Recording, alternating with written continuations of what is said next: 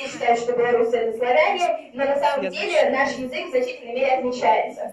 И в пример я привожу вам фразу. Клавишник жестяничек укрывал крышу небоскреба металлическими листами.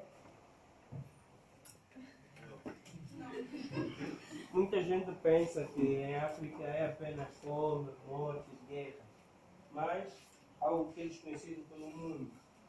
Existem muitas pessoas, pelo menos no meu país, Angola, há crianças a morrerem por excesso de peso, obesidade. Меня зовут Броуля Лапеш. Я студент из Анголы. Ангола находится в Африке, в Южной Африке. Многие считают, что в Африке дети умирают от голода. Но это не совсем правда, потому что в прошлом году около 1500 человек в Анголе умерло от ожирения.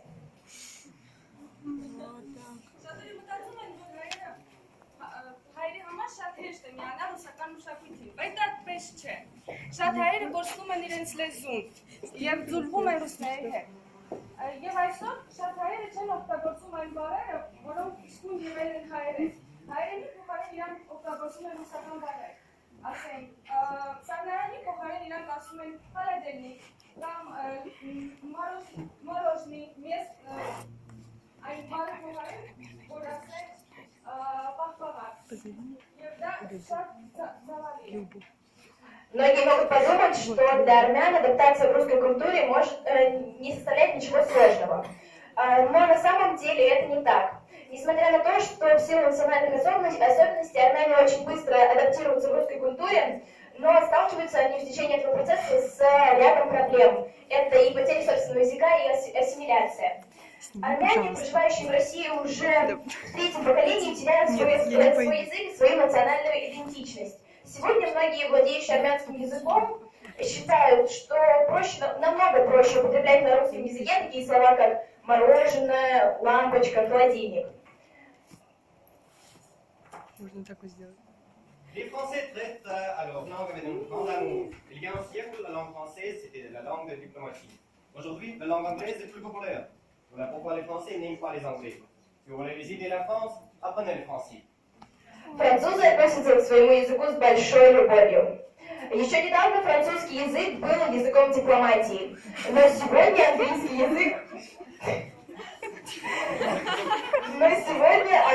язык более популярный. Из-за этого, собственно говоря, французы и не любят англичан. Учите французский, если вы хотите поехать во Францию. Меня зовут Алексей Вагати, я достаточно давно изучаю английский язык, и в связи с этим я не только всесторонне развиваюсь, но и знакомлюсь, например, с такими интересными ребятами. В своей жизни каждый человек рано или поздно сталкивается с некими барьерами.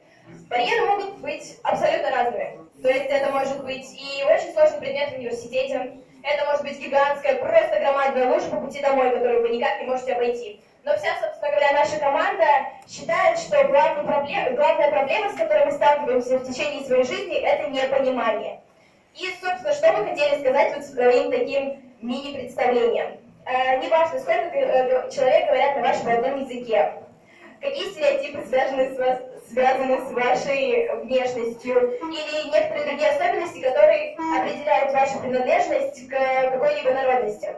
Изучение языков открывает нам огромный мир. Мир культуры, общения, мыслей, писателей, фильмов. Гигантский мир общения, в котором каждый может найти свое место и может познакомиться с гигантским количеством новых людей и интересных людей. И проект My Voice — это проект, который обещает вам и гарантирует встречи с интересными людьми. Это проект, в котором каждый голос будет услышан. Вы будете встречаться с интересными людьми и получать огромное количество знаний на языке и в языке. Опыт этих людей, которые они приобретали с огромным количеством времени в течение своей жизни, и они будут рассказывать вам об этом опыте на языке и в языке. И первое мероприятие, которое мы планируем провести, это японский язык в современном мире. Оно будет проведено уже в конце сентября. И если вас заинтересовала данная презентация, то вы можете добавляться в нашу группу ВКонтакте, на которой мы, собственно говоря, уже активно работаем. Спасибо вам за внимание и хорошего дня!